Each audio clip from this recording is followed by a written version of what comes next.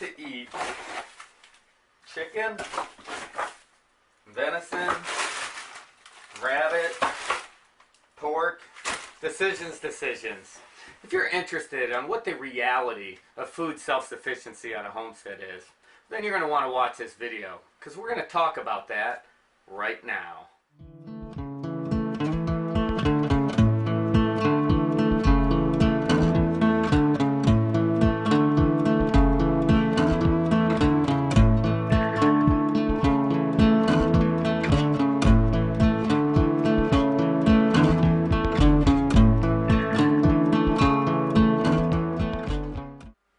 Hi, this is Todd from Sniping, Rhino Ranch, and in today's video we're going to talk about food self-sufficiency. I assume, like most people, when we decided we wanted to homestead, one of the key things we wanted to do was to produce as much food as possible to minimize the cost of having to shop for it, and just for health reasons. Unfortunately, reality really strikes when you first start homesteading, and so we're going to talk about some of the things that we've learned along the way. Especially from last year, which was full of some spectacular failures, to this year, where we've really started producing quite a bit of food that we consume without having to go to the store to get it. And we'll give you some maybe tips to help you save money so that you can do a little bit better than we did and learn from our mistakes. But first, if you're not a subscriber, hit the subscribe button and the notification bell so you don't miss any of our upcoming homestead related videos. That being said, let's get into the video. So we're a meat and potatoes kind of family, and so we're going to start this video by talking about the potatoes aspects, or the vegetables, what we grew in our gardens. Our first year was a spectacular failure. I think we ended up with like 10 or 20 green beans and a couple potatoes.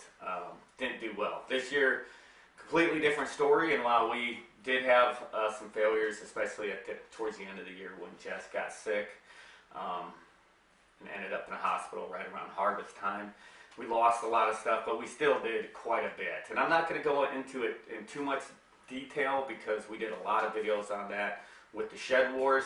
In fact, I'll have a link in the description and probably somewhere up here that was our finale for Shed Wars. It talks about what we harvested this year. I've got a whole bunch of stuff that we harvested this year in front of me. If you notice, I do have a can of corn because in the middle of getting all our stuff preserved, we got something called us away, and by the time we got back, all our corn was ruined. So that harvest was for naught, but we learned a lot. But we can half our stuff and freeze half our stuff, and we got potatoes, green beans, carrots. I also have venison and chicken here. But you know, that is a huge part, is the vegetable part. But there's not a lot of cost in that outside of seed or time. Just moving to the Ozarks in this mountainous area, it was not what we thought. We thought we would have a pretty significant harvest right off the get-go.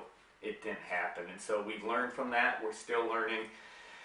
And if you're going in an area like the Ozarks, you probably want to give yourself anywhere from 2 to 5 years to really break the code on that till you start producing enough vegetables to sustain your family. And we're not there yet, but we're getting closer. So now that we've just briefly covered on that, let's get to the meat portion of the meat and potatoes, and that's going to be livestock, because there's a significant financial cost with raising your own meat. And so let's talk about that now. So livestock, you know, as I said earlier, we're a meat and potatoes type of family, and so we do consume meat and we do raise livestock to harvest for meat. So some homesteaders, you know, have more of a hobby farm type deal, and so if you're one of those people who don't harvest your animals for meat, you probably don't want to watch the rest of this. But you know, that's just the realities of life when you're living a homesteading lifestyle. And so when we first started, we didn't know what we were doing. We're you know, learn through trial and error. And so we got a lot of different livestock.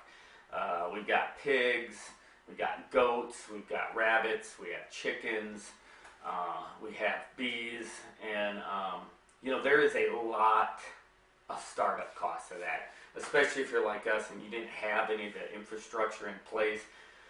If you're doing something that requires fencing, you really want to budget a lot for fencing, because there is a lot of cost into that, and depending on what you build, you may never fully recomp what you put into the infrastructure until you know, you've gone and done it for decades. But pigs, let's start with pigs. Our first year, we basically had given to us a couple sows and a boar, and so we pretty much were just selling the piglets. And you know, having adult breeding pairs, we just didn't come close to offsetting what we were paying for feed into what we were getting out of it by selling the piglets. And so with pigs, if you're going to do pigs, I really suggest at least you start with just feeder pigs, where you're buying a piglet, you raise it for, you know, 3-4 months, and then you butcher it.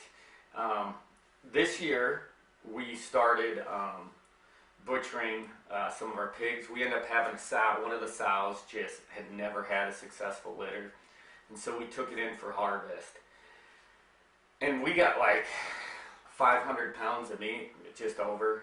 I think it was 544 or something like that. I mean, we got a lot of meat, and that's when we really started going, wow,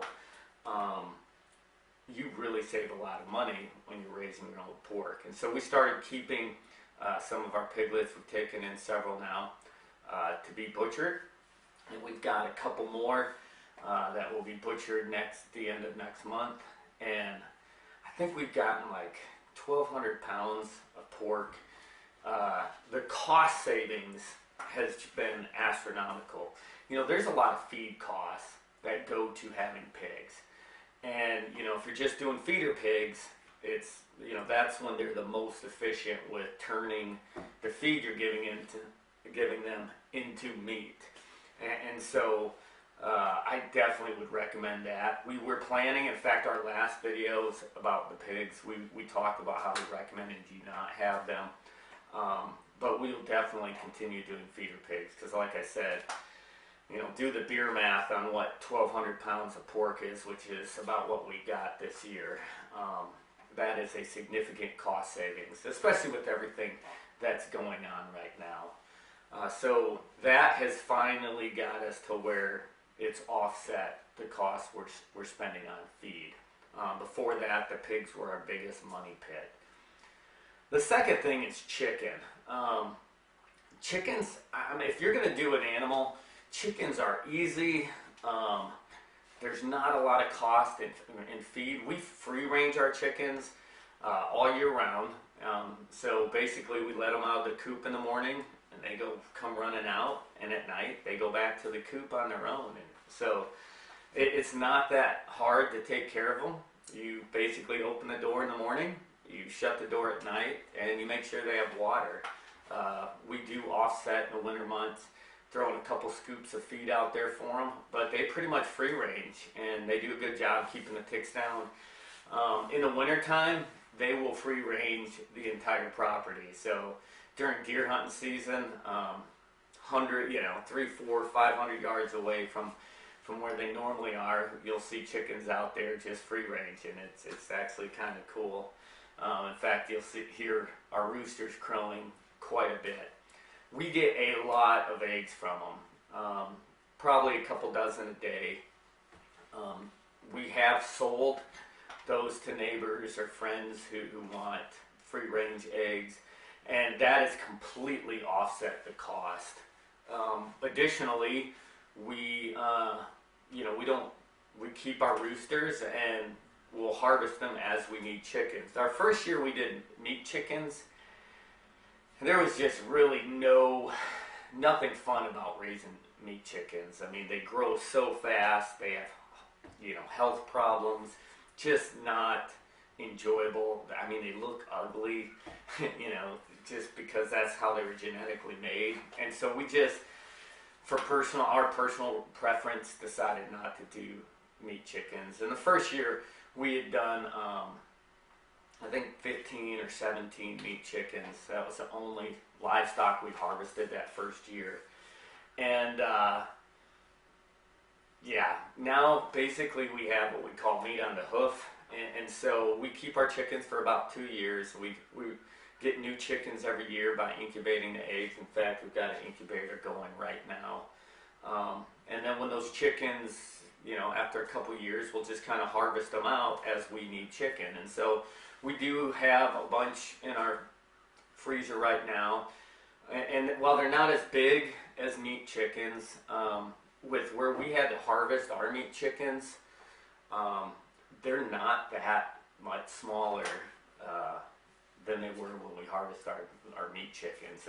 And that's because we just had such issues with them, you know, having heart attacks and dying, that we end up having to harvest them early because we didn't want to lose our whole flock. I think we lost 10 before we harvested them because it wasn't time yet.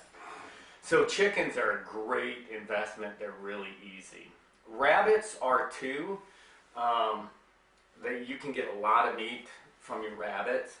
The key about that is if you do rabbits, again, it can be very cost efficient because they have a lot of rabbits. But you need to harvest your rabbits rather quickly or sell them, because they will eat a ton of feed when you've got a bunch of them in one cage that are getting fat. And so for us, a good solid number, we have two males, so we can rotate breeding, so you know, you don't have you know, problems with you know, breeding, you know, their kids or whatever.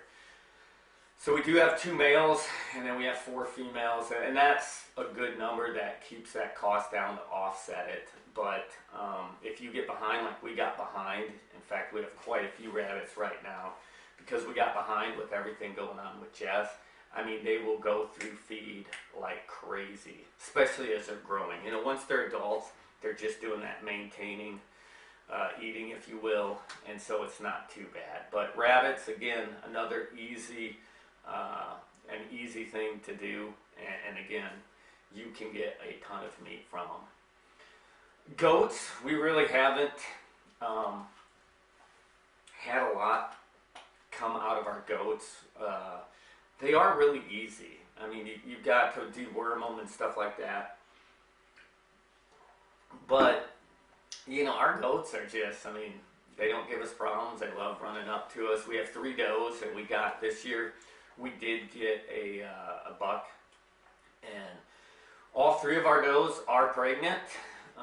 We've got Nubians, and we've got some videos on that, but you know, all 3 of them are pregnant. It's going to be great to foresee us having winter babies, and we'll see how that goes. But we haven't gotten any milk from them yet, and at some point, you know, we did get a Nubian breed, which is for meat and for milk, and we'll keep you updated on that. And so, also, while I'm talking about meat, we offset with wild game, venison especially. This year, if you've been watching our channel, you know the last few videos, a ton of them, I think like 6 of the last 8 videos have been deer hunting videos. Sorry for people who are bored of that. But venison has just been a great offset with our meat too, to give us a diversity of meat. And so we've offset with that. And again, we freeze some of it, can some of it. That's a $25 cost.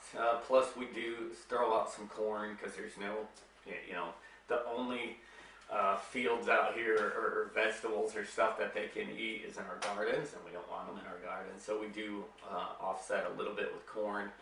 And so we probably have $125 for hundreds of pounds of meat. So that hasn't been, you know, we've saved a lot of money doing that. So what's the point of this video? Twofold. One, to give you an update on how we're doing. A lot of people saw a lot of videos on our gardens this year. but you haven't really seen a lot of in our livestock. So we wanted to let you know how we were doing. And then the second thing, probably the biggest point of this video, is to help you prepare and understand what to expect if you're going to start a homestead and start focusing on being as self-sufficient as possible when it comes to your food needs. Hopefully this video has helped you out a little bit. If it has, leave a comment. Let us know what you think. Let us know what you're doing. Let us know what livestock you have that we don't. And as always, if you're not a subscriber, hit the subscribe button and the notification bell so you don't miss any of our upcoming homestead related videos. This is Todd from Sniping, Rhino saying, have a great day.